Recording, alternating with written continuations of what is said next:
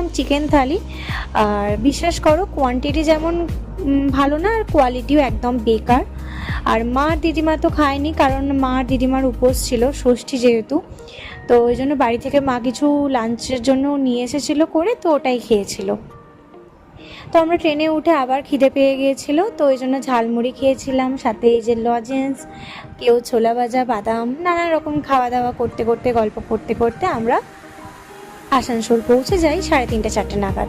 তো ওখানে গিয়ে আবার না একটু খিদে খিদে পাচ্ছিল, তো ওই জন্য মা সাথে অনেক কিছু ক্যারি করেছিল। আমরা এগুলো ঘুরতে গেলে বিশেষ করে মা এগুলো ঠিক গুছিয়ে গাছিয়ে নিয়ে নেয়, যে মুড়ি, ঝুড়ি ভাজা, চানাচুর, ছোলা, শসা, সমস্ত কিছু ওখানে, শুধু পেঁয়াজ বাদে।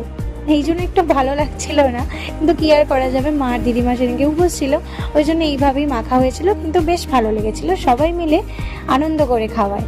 তো ওখানে বেশ অনেকখানি আমরা টাইম পেয়েছিলাম, লম্বাভাবে একদম রেস্ট করছিলাম।